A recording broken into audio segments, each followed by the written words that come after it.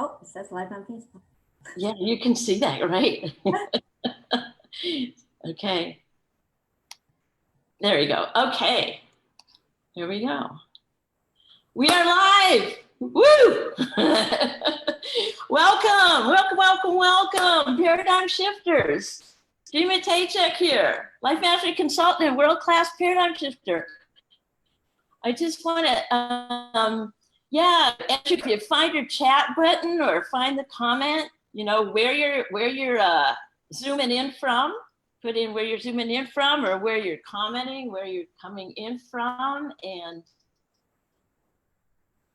we get going here. It's the very first live broadcast and first speaker for, thank you guys. I wanted to take some time here to appreciate everybody here. Woo, Virginia in the house. Canada in the house, I love it. All right, well, so, and I know we have Texas for sure in the house. We've got 5 different countries represented here in Paradigm Shifters. Woohoo! Yay! We've got Canada, we've got the UK, we've got New Zealand, we've got Mexico, and we got the United States. And this has been 1 week, only 1 week of all of us coming together, Paradigm Shifters. I love it. So with that, I wanted to take a deep breath in here. Everyone, deep breath in. And know that you are all leaders. Take a deep breath in, what that means. Leaders. Leaders in your communities, leaders in your countries, leaders in your families. We've got grandmas in here. We've got teachers in here. We've got administrators in here, all going through shifts. Shift, shift, shift. And these last 5 months have been shiftal months. So without any further ado, I want to start off with this quote. I just heard this morning and it hit me really like this is perfect. Crisis either destroys you or it recreates you. Right? And so that is a quote that we are, and what I asked you to do all week long was put in your paradigm, current paradigms. And we've heard paradigms from those parents of the kids going back to school. We've heard paradigms from the teachers. We've heard paradigms from business leaders, entrepreneurs. And the one that came up the top that we're focusing on this week is the paradigm of I'm not good enough, I'm not smart enough, and I'm not worthy. Give me some likes and loves in the Facebook chat if that you, or like a thumbs up. You got that one? Anybody here in the chat here on our Zoom here? Anybody ever have those? Oh, every Facebook people, I'm coming to you from my Zoom room where I have all my current clients, and then we're Zooming into the Facebook Live for everyone here. All right, so with that, yeah, thumbs up, there you go, I love it. Okay, so not good enough, not smart enough, not worthy enough. And with that, it is my pleasure to introduce to you our speaker for today. So we're gonna shoot some loves, like there. It's my pleasure to introduce Tish Hartwell. Let me tell you a little bit about her, okay? Tish Hartwell was born in Chicago, Illinois. Chicago, Tahira and Sophia. She lived in a 3-flat on the near north side of Chicago with her grandparents that her grandparents had bought in 1946. Tish attended and graduated from college in 3 years. from Northeastern University and continued working in the banking business. Eventually, Tish became a closing officer in the mortgage industry in one of the busiest times in its history. However, Tish did not feel fulfilled. She explored starting her own business and began in earnest using a business model that allowed her to have her own business building teams in direct sales.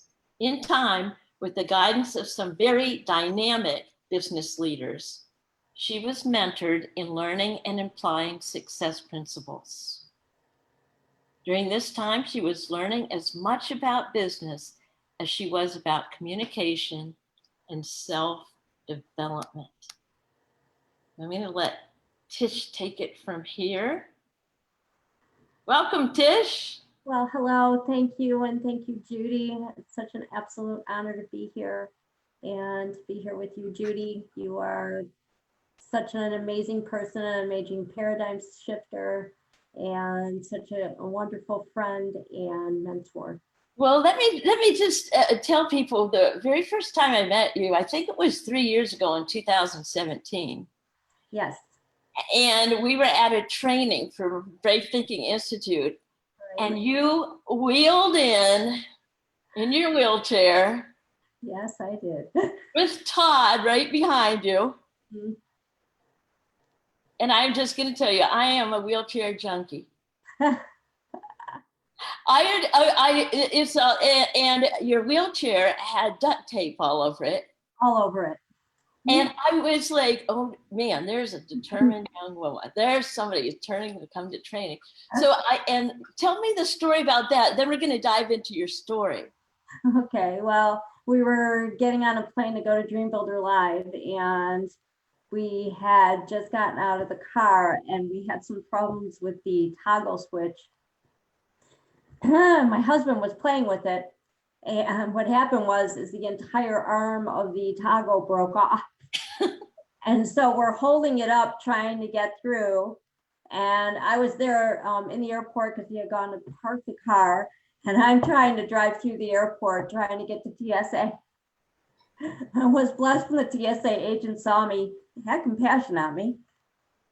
And she took it and just taped it with TSA tape so I could get through the line. Amen. Yeah, we'll take it from here. You have quite a story to tell. And also about those paradigms about not being good enough, smart enough, or not worthy. So go for it. Well, when I was coming home from one of those personal development trainings over 27 years ago, I was driving through the mountains of Utah, coming back home from California, and I was excited because I had just gotten out of a training and I was just motivated to go home and get to work and just implement what I had learned. And I was driving up to the mountains of Utah, and out of nowhere, a deer jumps in front of my car, and fear struck me. I didn't know what to do. I wasn't thinking straight, and I just slammed on the brakes in that moment. And my car started to hydroplane. It was a little bit foggy and a little bit dewy on the road, so very easily it started to go, and it wasn't going towards the mountain. It was going the other way. And I rolled down endlessly in a endless fall into what I didn't know where it was going to stop. And I just remember screaming, oh God, help me, help me, help me. And I stopped at the bottom of that mountain suddenly. And I lay there knowing that there was nobody behind me on that road because it was 2 o'clock in the morning. And I just lay there knowing that this was it. I was at the end. I was going to die there. My parents were never going to know what happened to me. Would they ever find me? These questions, crazy questions running through my mind. And then God showed up. A miracle occurred. 2 people out of nowhere come running down the hill and say, we saw you go off the road. I swear there was nobody behind me. They flagged down a truck, And they asked him to CB, no cell phones that were common at the time, CB radio, and he called for an ambulance. That ambulance showed up, and out of terror came suddenly a relaxing feeling of they had me. They took me out of the car with the jaws of life, put me in that vehicle, and I looked up and I said, "Can I close my eyes now?" Because I just needed to rest. And the girl just nodded and said, "You're okay." And about 12 to 18 hours later, I woke up in the hospital, doctors standing around me, my parents standing there, and they gave me a diagnosis. They said, "You have a C4-5 spinal cord injury." And then they told me what that meant. They said I'd never breathe on my own again, that I would never move anything from my neck down again. And that because of a compromised immune system due to the injury, I might have 5 years to live. And all I heard in those moments were every dream I ever had crashed with my vehicle. Have you ever been there in the dark?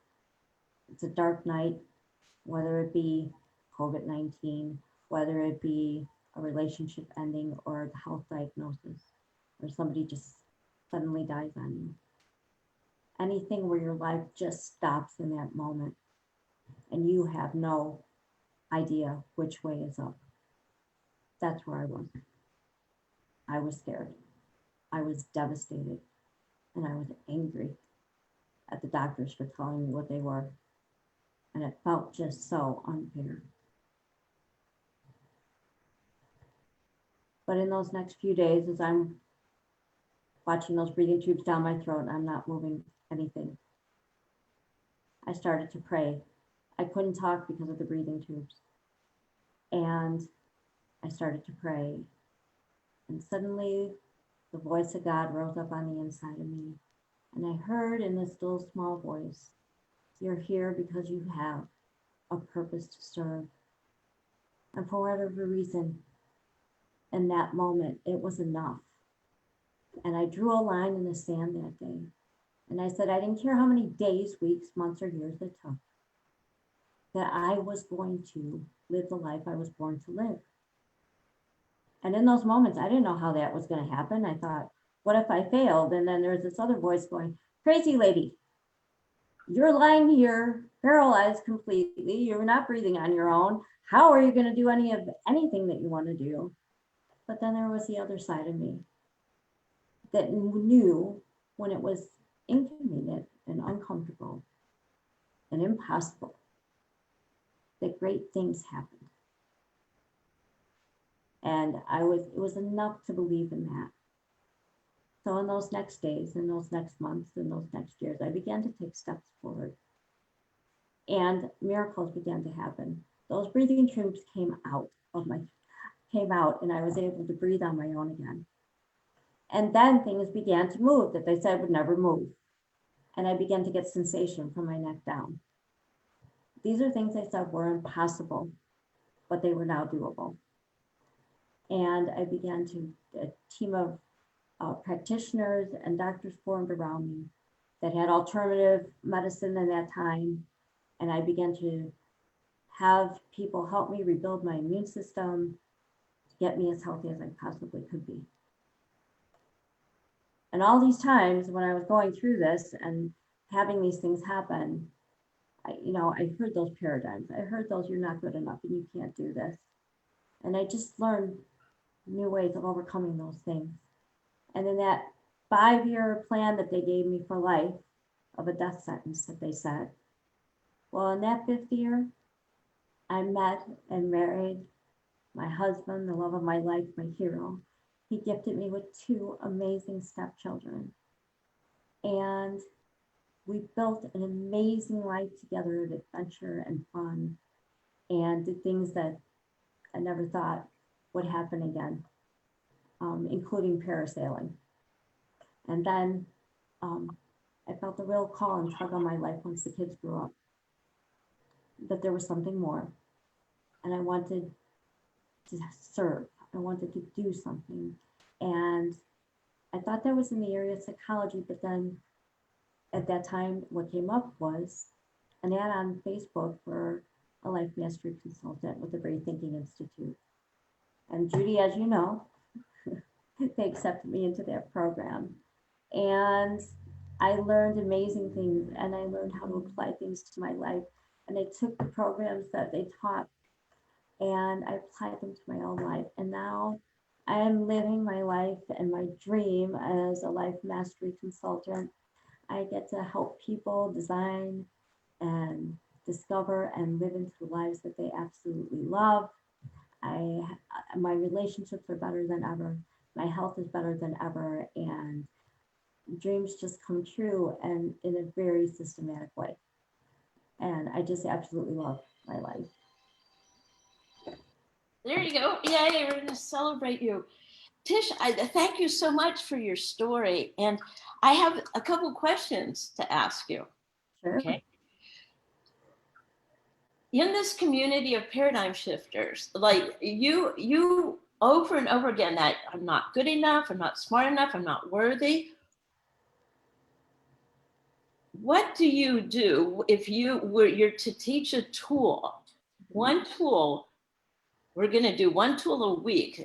And what is a tool that you have used over and over and over, continue to use, that you could teach this community?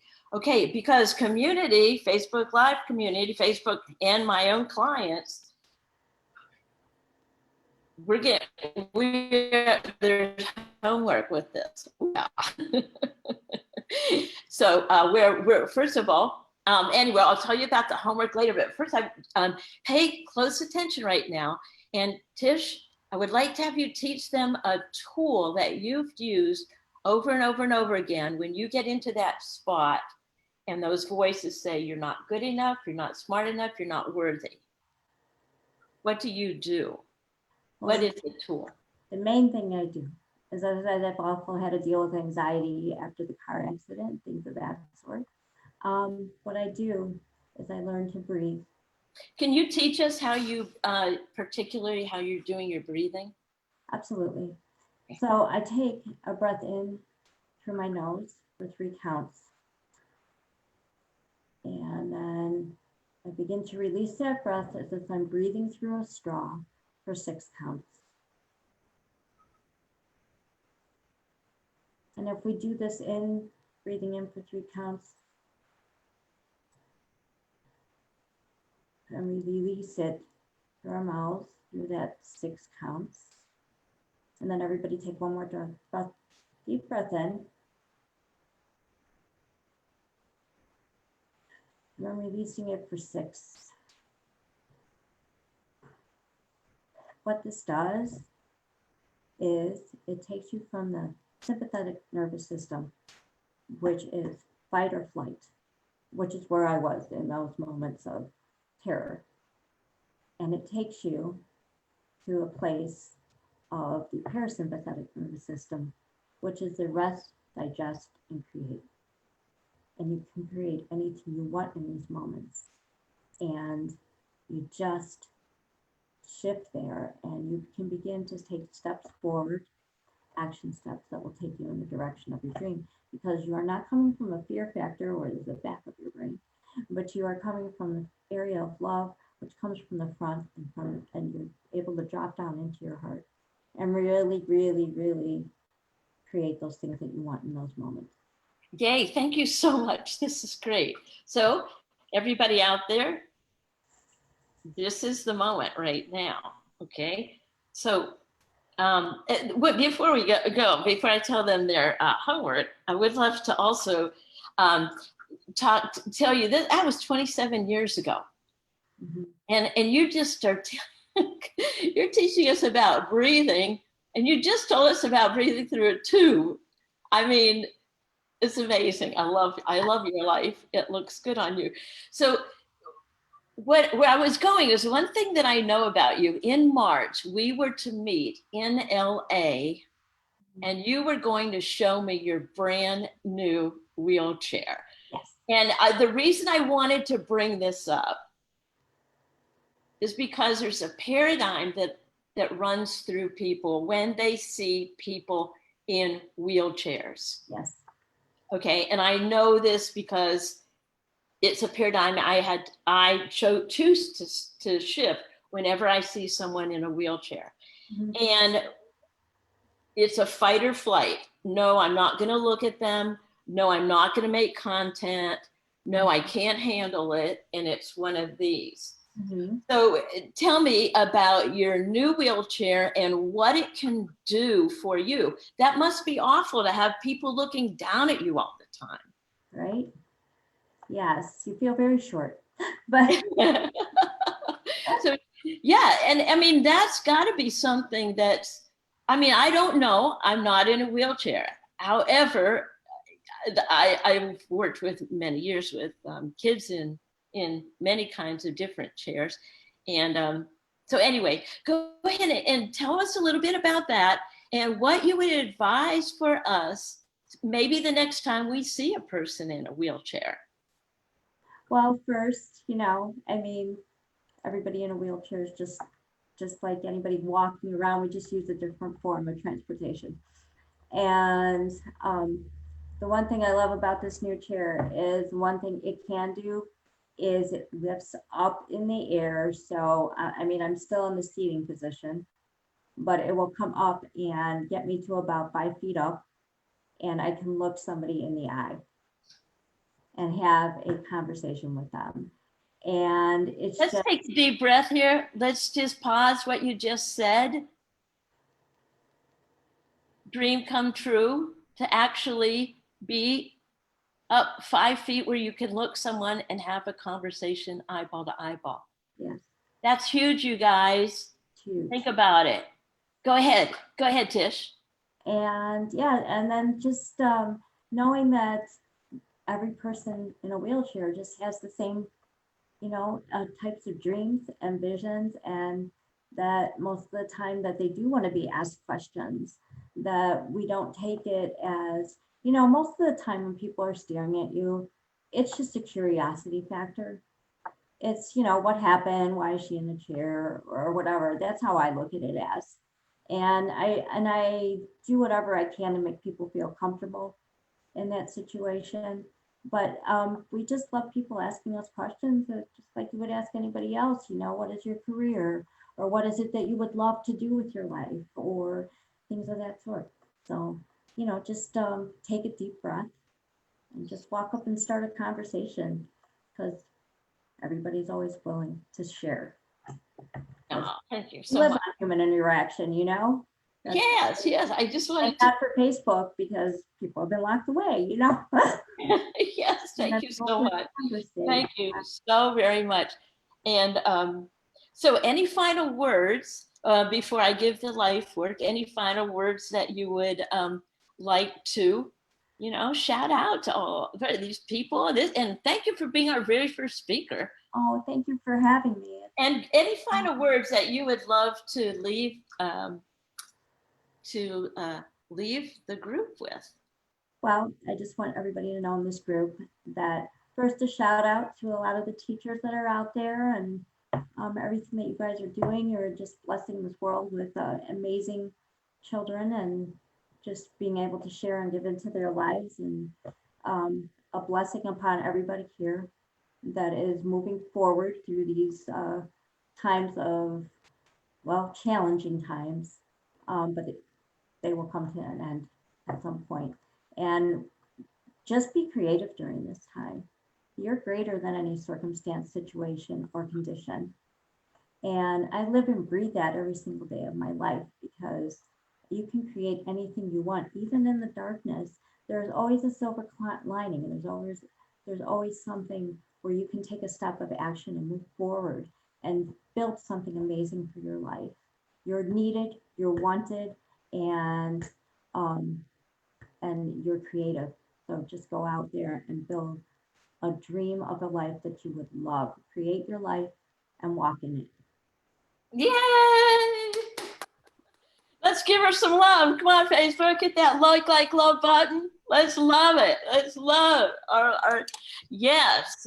Let's hear it for Tish. Thank you so much. Yes, thank you. Wow. And those people that come into Zoom, hang on, I'm coming back. We get a chance to talk to Tish up front and personal. Facebook group, Paradigm Shifters. Homework. Here you go. Write a post in the Facebook group about the gold nuggets that you just got from Tish's talk. Any aha moments, any gold nuggets, okay? Make that in a private post up there in our group. Keep this discussion going. And let's see, number 2. First, gold nuggets. Number 2, how will you implement the breathing techniques that Tish taught us during this week? Okay. Also, make a stand, take a stand. I commit to using my breath as a paradigm shifter, blank, blank, blank, and be, be open with us. I know a lot of teachers are breathing, grandmas are breathing, parents are breathing, the economy breathing, how you personally are going to be implementing that. And the third thing is like, ding, a gift, for surprise, surprise, surprise. The top 3 people who have posted their gold nuggets this Friday, I'm carving out time for 30-minute paradigm shifting sessions. And yes, if that's something that you'd like, boom, you've got it. That's the Facebook group. So dream big, dream bold. Remember, shift happens. It happens in actions. So inspiration without action is merely entertainment. Go take action on what we learned today. Talk to you later. Yes.